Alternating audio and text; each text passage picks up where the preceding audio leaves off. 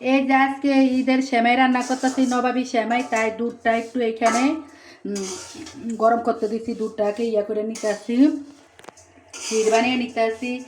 এই যে condense milk, এই যে কাস্টার্ড পাউডার, তারপরে এই যে ঘি দিয়ে আমরা এই যে বাদামগুলো ভাজা নিচ্ছি। আর আমার মেয়ে ওই যে সেমাই ভাজা আছে।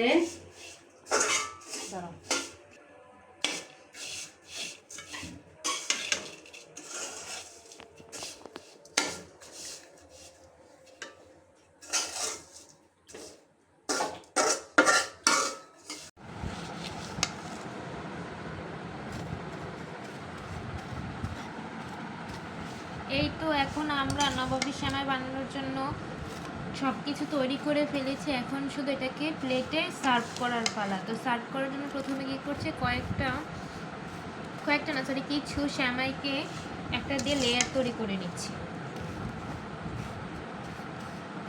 এই যে এটা আমাদের নবাবী সেমাইয়ের ফার্স্ট লেয়ার।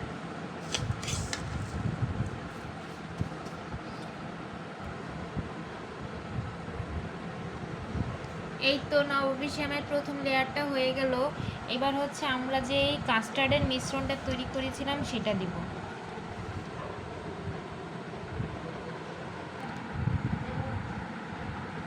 এই যে এইবার এখন কাস্টার্ডের লেয়ারটা তৈরি করে নিচ্ছি।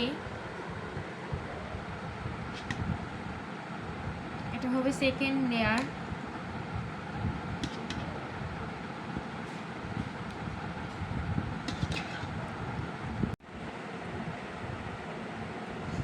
এই তো আমাদের সেই নবাবী সেমাইটা তৈরি হয়ে গেল। কাস্টার্ডের উপর আবার একটু সেমাই ছড়িয়ে তার উপর কিছু বাদাম কুচি ছড়িয়ে দিলাম। এটাই তৈরি হয়ে গেল আমাদের নবাবী সেমাই। তো আপনারা সবাই অবশ্যই জানাবেন আমাদের সেমাইটা কেমন হয়েছে। আমরা একটু টেস্ট করে দেখেছিলাম, ভালোই হয়েছে খেতে। আপনারা ওইভাবে চাইলে তৈরি করতে পারেন বাসায়। এখন আপনাদের সাথে শেয়ার করছি ফ্রুট কাস্টার্ড। আজকে ঈদের আগের দিন আজকে নবাবী সেমাই বানিয়েছিলাম। তো নবাবী সেমাই বানাতে কাস্টার্ড বানানো লাগে, কাস্টার্ড দিয়ে লেয়ার তৈরি করতে হয়। কিছুটা কাস্টার্ড বেঁচে গিয়েছিল, ভাবলাম ইউজ করে ফেলি। কীভাবে ইউজ করা যায়, যেহেতু বাসা ম্যাঙ্গো ছিল তাই ম্যাঙ্গো দিয়ে বানিয়ে ফেললাম ফ্রুট কাস্টার্ড। খেতে খুব মজা হয়েছে। একই জিনিস দিয়ে দুটা খাবার রান্না করলাম। আপনারাও চাইলে এরকম করতে পারেন। কাস্টার্ডের নবাবী সেমাইও বানাতে পারেন, আবার ফ্রুট কাস্টার্ডও বানাতে পারেন। তো এই সে আমার ফ্রুট কাস্টার্ড।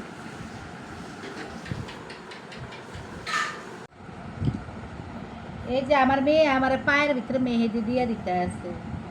ঈদের আগের দিন এটা আনন্দ, ঈদের আগের দিন আর ঈদের পরের দিন তো এটা আনন্দ ভোগ করি।